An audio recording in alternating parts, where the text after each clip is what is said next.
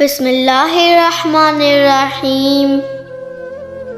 تمام تعریفیں اللہ کے لیے جو دونوں جہانوں کا مالک اور پالنے والا ہے، اور بے انتہا درود حضرت محمد صلی اللہ علیہ وآلہ وسلم کی ذات اقدس پر، جو دنیا کے عظیم رہنما اور منصف ہیں۔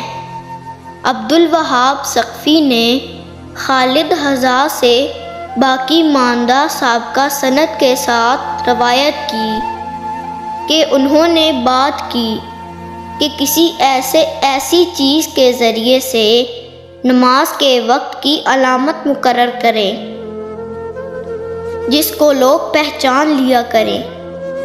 انہوں نے کہا کہ وہ آگ روشن کریں یا ناقوس بجائیں۔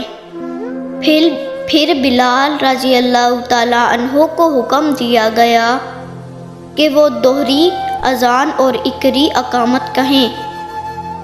وہیب نے کہا، ہمیں خالد حذا سے اسی سند کے ساتھ حدیث بیان کی کہ جب لوگ زیادہ ہو گئے تو انہوں نے گفتگو کی کہ وہ علامت مقرر کریں۔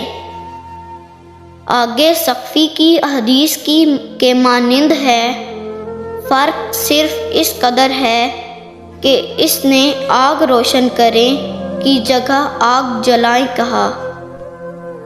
اللہ ہمیں دین اسلام کے مطابق زندگی گزارنے کی توفیق عطا فرمائے، اور اللہ ہمارے ملک پاکستان کی حفاظت فرمائے۔